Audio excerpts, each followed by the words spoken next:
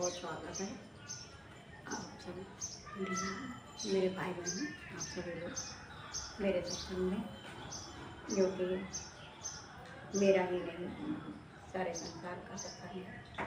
उसमें आइए, जुड़िए और जीवन के उद्देश्य, जीवन के लक्ष्य, जीवन कैसे जीना चाहिए, जीवन क्या है, जिंदगी क्यों मिली है, इस बारे में सारी जानकारी आपको मिलेगी। मेन पॉइंट तो ये है कि हमारा ये जन्म क्यों हुआ है, हमारी जीवन का लक्ष्य क्या है, इस ज़िंदगी में हमें क्या करना चाहिए जो कि अच्छा हो हमारे लिए। स्वास्थ्य के बहुत से ऐसे प्रश्न हैं जो कि हमारे विचार ऐसे ही चलते रहते हैं, उनका उत्तर कहीं नहीं मिलता है। बहुत से भाई बहनों के क्वेश्चन आए थे कि हम संसार में रहकर ही क्या मोक्ष को प्राप्त कर सकते हैं। तो आप संसार में रहकर ही मोक्ष को प्राप्त कर सकते हैं, क्योंकि वो पहले का ज़माना था जब लोग पर्वतों में, कंदराओं में और पहाड़ों पे जाते थे ये साधना करने के लिए। लेकिन अब ऐसा कुछ नहीं है, आप आराम से घर में भी, गृहस्थ जीवन में भी अपना ये अध्यात्म का जीवन भी, गृहस्थ जीवन भी साथ में दोनों कर सकते हैं। वो कैसे? जो आपका अध्यात्म है वो आपसे ये नहीं कहता कि आप सारा कुछ सांसारिक जीवन, संसार छोड़ दें।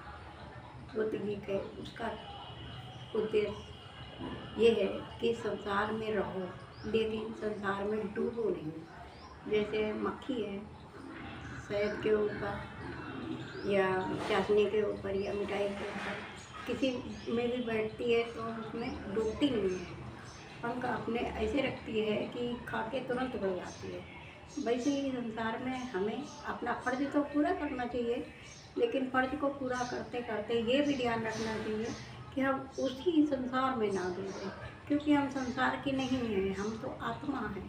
तो ये शरीर रूपी जो हमको धन मिला है, जो भी ये मंदिर मिला है, इस मंदिर को हम इस मकसद से उपयोग करें कि हमें हमेशा ये भी ध्यान में रखना चाहिए कि हम यहाँ कुछ दिनों के लिए आए हैं मेला देखने, और कुछ दिनों के बाद ये शरीर छूट जाएगा और हम चले जाएंगे।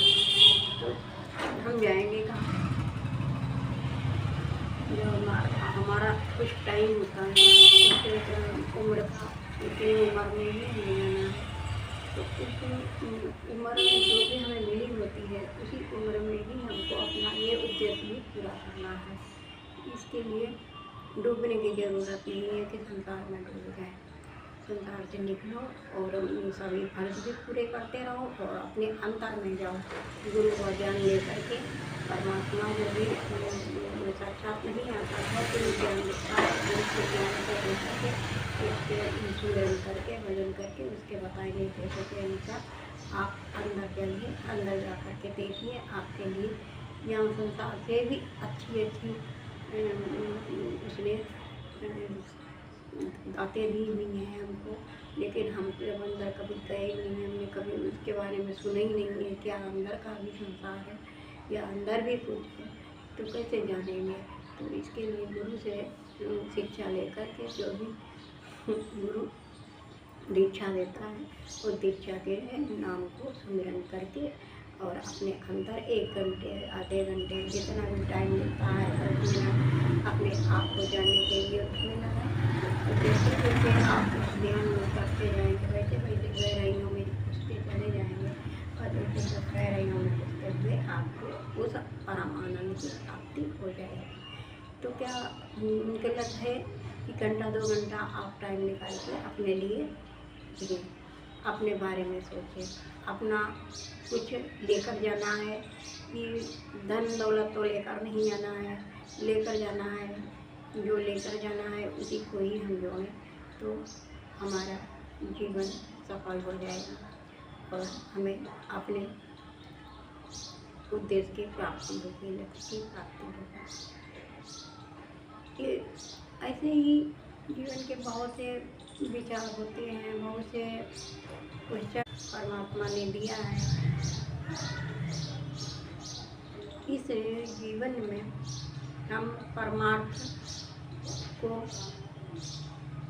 करते हुए यानी परमार्थ का कार्य करते हुए संसार में भी रहते हुए सारा जीवन खुशी खुशी कर सकते हैं यानी निर्वाह कर सकते हैं, कोई भी प्रॉब्लम नहीं है। कुछ लोगों का कुछ नहीं होता है तो संसार में हम रहते तो हैं लेकिन सांसारिक परेशानियाँ इतनी अधिक होती हैं कि इन परेशानियों से हम निकल ही नहीं पाते हैं, हमारे पास वक्त ही नहीं रहता है, हम क्या करें। तो वक्त तो थोड़ा सा निकालना ही पड़ेगा और जैसा कि हमारे वेद उपनिषद सब भरे पड़े हैं और उनको पढ़ने का अगर आपको टाइम नहीं है तो उनको मत पढ़िए, कोई ज़रूरी नहीं है। सिर्फ 10 मिनट 5 मिनट जो भी टाइम मिला है उसमें आप एक टक किसी भी चीज़ में नज़र लगा दीजिए बिना पलक झपकाए और सांस रोक लीजिए। अगर ये 10 मिनट आप कर सकते हैं, सांस रोक लीजिए, आके एक टक लगा दी तो क्या होता है विचार रुक जाते हैं, विचार रुकते हैं तो ध्यान लग जाता है। इस विधि को आप जब भी टाइम मिले दिन में 1 2 बार 3 बार तो आप करके देखो, बहुत ही कारगर विधि है और इससे आपको बहुत ही आसानी रहेगी। ऐसे ही बहुत सी विधियाँ हैं जो कि हमारे पास टाइम ना होने पर हम नहीं कर पाते हैं तो छोटी छोटी विधियाँ आप आजमा करके अपने जीवन को सफल बनाएं। मेरा कहने का मतलब सिर्फ इतना ही है कि आप संसार में रहते हुए भी अध्यात्म को पा सकते हैं, आध्यात्मिक जीवन जी सकते हैं, क्योंकि जो हमारा जीवन मिला है इस जीवन में हमारे कर्म ही हमारा भविष्य और वर्तमान बनाते हैं। इसलिए अपने कर्मों को सदा ध्यान में रखना चाहिए कि हम किस तरह के कर्म करते रहें। किसी को सबसे बड़ी सेवा यही है, सबसे बड़ा धर्म यही है, सबसे बड़ी शिक्षा यही है कि किसी को कष्ट मत दो, किसी आत्मा को कष्ट मत पहुँचाओ। जितना भी हो सके उसकी मदद करो, गरीबों की परेशान की मदद करो और अगर धन से नहीं हो सकता तो तन से मदद करो, तन से नहीं हो सकता मन से मदद करो, ज्ञान से मदद करो और ईश्वर के बनाए हुए इन बंदों से प्यार करो।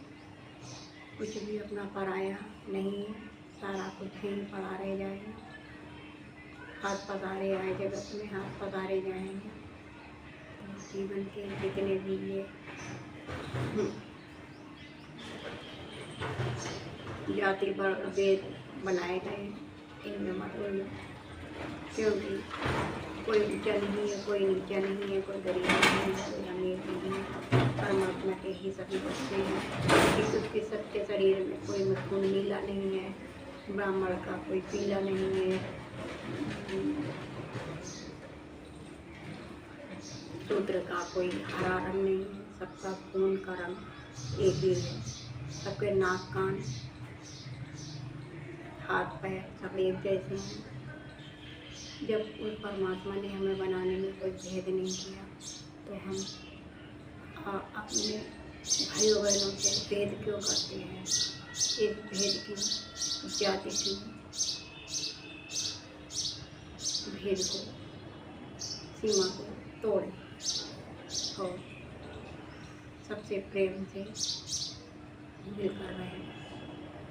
अगर कोई तो सत्य कर देता है तो उनका उत्तर देना जरूरी हो तो दीजिए, अगर जरूरी नहीं तो मत दीजिए। बात को बढ़ाने से कोई हल नहीं है। जहाँ तक लड़ाई झगड़ा मत करिए, थोड़ी सहनशक्ति रखिए। अब अहम को, हमको, मैं को ख़त्म करो, क्योंकि ये मैं ही है जो हमें जीने नहीं देता है। किसी ने कुछ कह दिया तो हमारा ये मैं आगे आ जाता है कि मैं क्या किसी से कम हूँ। लेकिन मैं बहुत ही खराब है। ये मैं करके बकरी का गला कट जाता है, वो मैं करती रहती है। इसी से आप लोग सीख लो, मैं मत करो। सब तू है, सब कुछ तेरा, तेरा तुझको अर्पण, क्या लागे मेरा। ये प्रभु सब कुछ तेरा है, तेरा ही तुझको अर्पण, कुछ मेरा नहीं है। जो भी मुझे दिया है उसका बहुत बहुत धन्यवाद। हे परमात्मा, हम आपके चरण में हैं और हमारा कल्याण कर, हमारे जो भी मिलने वाले हैं सभी से हमारा प्यार बना रहे। हमारे द्वारा किसी को कोई कष्ट, जवान के द्वारा, भाषा के द्वारा, शरीर के द्वारा किसी को कोई कष्ट ना हो। सारा जीवन प्रभु रंग में रंगे रहें।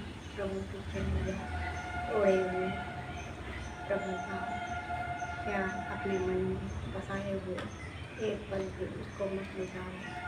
कभी ये सांसें छूट जाएं, कभी ये सांसें निकल जाए, कभी ये जीवन चला जाए, कोई भरोसा नहीं है।